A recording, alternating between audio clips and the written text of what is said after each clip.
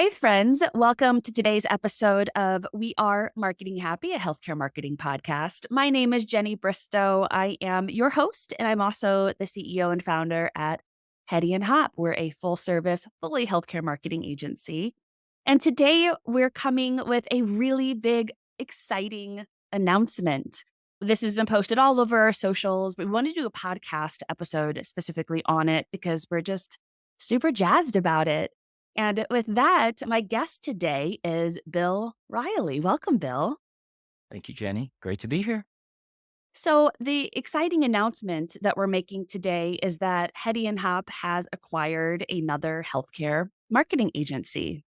So, that agency is iHealthSpot, and we are super excited about it. I'm having Bill on today to chat a little bit about his perspective of the acquisition.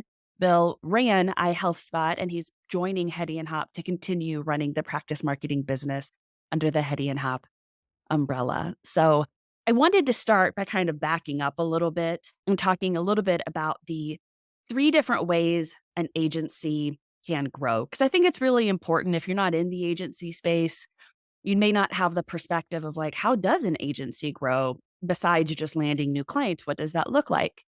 And really, there are three different ways agencies can grow. The first one is new business sales, right? Like brand new organizations you've never worked with before coming in the door wanting to work with you. And we have, Hedy Hopp has killed it with that this year. We are over 15 significant new clients coming on board this year. Actually, that's a couple of months old. I think it's higher than that now. But we've done a really good job with onboarding net new clients. The other way is organic growth and client retention. Hedy Hopp is also excelling in this space. We have 88% client retention over the last 4 years since pivoting to healthcare exclusively. That is a very high percentage, especially when you take into consideration that some folks just come to you for a one-time project and they're included in that calculation. So we are really proud of that 88% retention.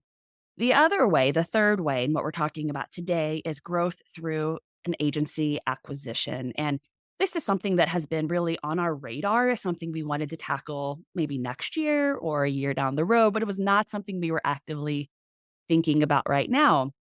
However, an agency would do an acquisition of another agency if they're trying to add a service line or a capability or add customers or revenue. And for Hedy Hopp, this acquisition really made sense on both sides. Bill and I actually met at the HCIC conference. He attended my session about HIPAA and immediately came up afterwards and said he loved hearing about the topic, and we've, stayed in contact ever since. And that kind of is how that acquisition came to us. We were not out actively hunting to buy an agency. It really just organically came our way. At Hedy Hopp, our 5 areas of passion as far as the kinds of clients we love working with are regional providers, regional payors or health insurance companies, pediatrics, oncology, and reproductive health. And Bill, I'd love for you to chat a little bit about iHealthSpot's area of focus, because it really, if you take our regional providers bucket, it really is exciting how deep it's going to allow us to go from a client base and area of focus perspective. Yeah, thanks, Jenny. I think it's a beautiful fit between the two agencies. Generally speaking, broadly speaking, Hedy and Hop has, let's say, fewer clients in the grand scheme of things, but these tend to be much, much larger organizations. Whereas iHealthSpot is very much the opposite. There will be several hundred clients that we will transition over to Hedy and Hop. Majority of these are very small, like single location practitioners or specialists or what have you. There are some, multi-location clients. We have some regional hospitals, but the vast majority are smaller ambulatory practices. We have a number of primary care, probably 15% of the base are primary care related clinicians. The majority are specialties, those that, if you think about, don't have direct line of sight to the patient, or they don't own, the patient is not necessarily attributed to them.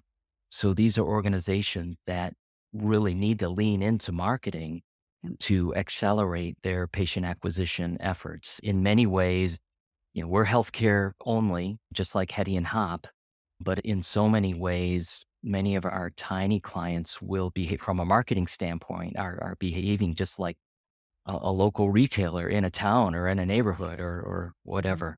So, Yeah, that's a really great point, and I think it's the timing is just so interesting because over the last 18 months, we've had a large number of groups just like that come to us and wanna work with us, but our people, processes, and technology are really built to service larger organizations. So, for yeah, example, our clients that come to us have media budget of hundreds of thousands on the low end up to like 5 to 10 million plus yeah, annual, right? For because they're yeah, statewide or multi-state. And sure. so it's really difficult to just take that and shrink it down for one location. So we were actively building a small practice marketing service, like a division, when you Mhm. approached us. So I'm really excited that we're going to have the opportunity to both continue to service those larger groups and then also appropriately service the smaller ones, helping them really focus exclusively on patient acquisition and getting those new patients through the door.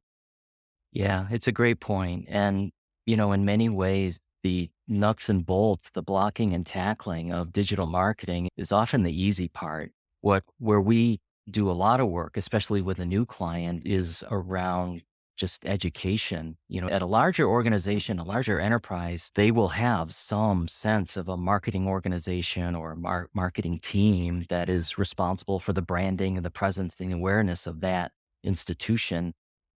When you've got a tiny orthopedic practice or dermatology practice, like they don't have the wherewithal to do that. So we're often working with the physician owner themselves or the office manager. And just like any discipline, there's a vocabulary and there are acronyms. And, this is something that we learned from early on. It's very easy to talk past each other. If you start throwing around all these words about PPC and SEO and keywords or keywords with a long tail, people get kind of frustrated and they don't right. So part of the process, a huge distinction between a large enterprise and a tiny practice is just, first of all, helping folks to understand Yeah. what all the digital channels are, assessing who they are and how they fit in their local neighborhood with patients, with other competition. And then, not just evolving a strategy, but just helping them to understand teaching along the way is a big thing that we try to do for the smaller clients. Yeah, absolutely. I think it's kind of interesting because I've had a few episodes about this, but the heart of Hetty and Hop truly is education also, right? Because even at the larger size, they also need education, but it's usually a different kind of education, right? But like at the Hmm. heart of Hmm. it, if you're truly a smart and joyful, I will say marketing agency, Yeah. educating your client and bringing them along for the ride as far as actually understanding what your strategy means and what you're executing is such a big part of it for relationship building and helping them just be successful. Yeah. Yeah.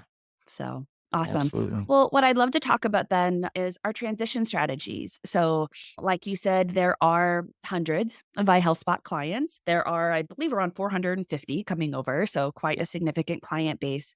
And so what we're planning to do is we're actually gonna continue Bill is going to continue running our practice marketing business, formerly known as iHealthSpot, keeping the iHealthSpot branding for now, but he's gonna continue running that business. Most of the team's coming over, so same faces, same processes, same technology, nothing is changing. Mm. Same thing with Hedy and Hop. All of our clients are can continue having the same team members, same processes, same everything. And then over the, coming months, we're gonna be looking and understanding how can we combine teams, how can we begin offering some of those technologies that we offer larger groups to those smaller groups and vice versa? I personally was really passionate about building a business unit to be able to service smaller groups because I'm very passionate about improving patients' access to care and the ability to find the care that they need. And often that isn't necessarily through large groups. Sometimes it is, like you said, like the orthopedic group on the corner. And so having the ability to service both appropriately has been really near and dear to my heart. So very excited about this. Yeah. Agreed. And just to emphasize your point, we're very I'd say our number one focus is making this transition for our clients as seamless and as simple and easy as possible. Jenny, like you mentioned, the same staff that is delivering the services, the same faces, the point of contact for our clients, the same help desk staff, all coming over along with all of the underlying infrastructure. So for clients that have websites with us or other marketing services, social media, paid ads, listings, reputation management, what have you, all of that infrastructure is coming over as well. So we plan for as simple and seamless a transition as we can. I love it. I love it. And Bill, I would love to hear just your perspective of company fit because I mean, I have my perspective, but I'd love to hear more about your thoughts as you've met the Hedy and Hop team members and just learn more about, our organization and the cultural fit between the two groups. Yeah, no, this one to me is a pleasure to answer. You can look at things, opportunities like this from a few different dimensions, right? You can look at, of course, we're in the same vertical industry, and then we look at segments of clients, and there's some overlap there, there's some adjacency there. So that's a great opportunity. We can look at synergy between services, right? I'm excited because there are a number of services offered by Hedy and Hop that we've not figured out or we don't offer and we've been asked for. And I think the same is true with respect to iHealthSpot. So, okay, that's interesting. But to me, at the end of the day, it's about the people, right? Yeah. The product here from our combined age, Hedy and Hop, the product is the people and the people delivering the services, the people being the point of contact for the customer, being the advocate for the customer.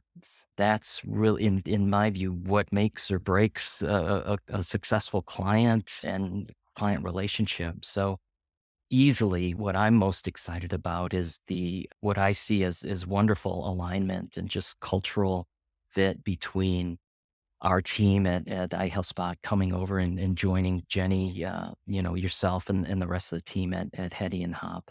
It- Everything I've seen is a focus on teamwork. It's a focus on being positive. Of course, there might be challenges or issues that come up. Of course, there are. But you know what? We're going to roll up our sleeves. We're going to work together. We're going to help each other out. We're going to celebrate the success, and then we're going to go on to the next one. That's something we're very passionate about. And I see, if not the same, perhaps even more from Hedy and Hop. So that is the single, we had other, I will say there were other avenues that iHealthSpot was considering, and Hedy and Hop was by far the best fit. And I would say the cultural alignment is the highest priority in my mind.